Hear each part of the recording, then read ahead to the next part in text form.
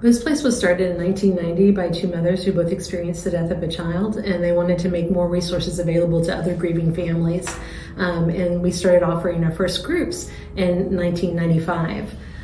We offer a support group model here at Bo's Place in terms of our support for the bereaved, and it's support groups led by trained volunteers. It's not therapy or counseling.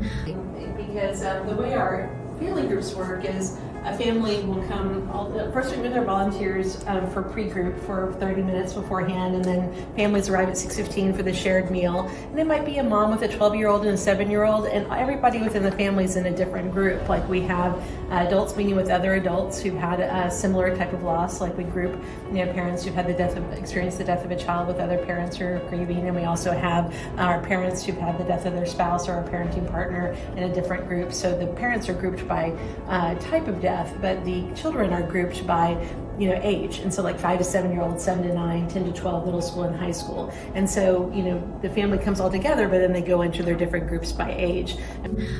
Our volunteers' role within the groups is really to help grieving people come together with others who are also having experienced a similar loss.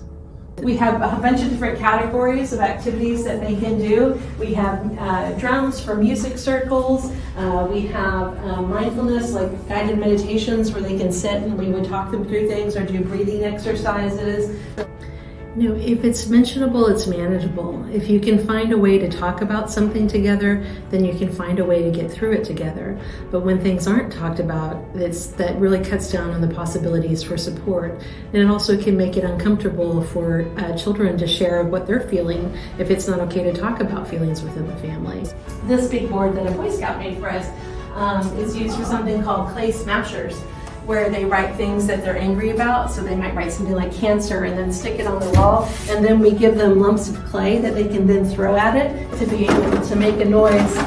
And so when they throw the clay, it can often stick to the wall or also make a loud noise, or sometimes tear the paper. And so it can be very satisfying to hear that the other children are coached to support the person. Like if the person put cancer on here, he'd say, "I'm mad at cancer," and the other children would say, "He's mad at cancer," and then they throw the thing. And it's a way of showing that all feelings are okay. It's okay to be angry, but you can find ways to express it that aren't hurtful to yourself or other people. My favorite thing about Bo's Place is the ability to bring people together to feel less alone. What I hear all the time is people saying, "I just feel so alone. I feel like nobody else understands me." So the group members can also come in here and use our sand trays. We have both regular sand and kinetic sand.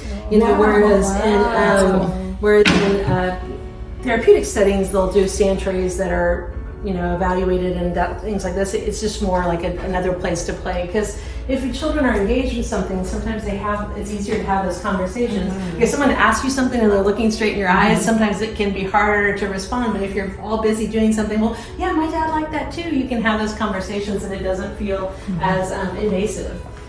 And I think we offer a safe, wonderful, supportive facility to make those connections, but it's really those connections between people who are grieving that I think is the most special thing.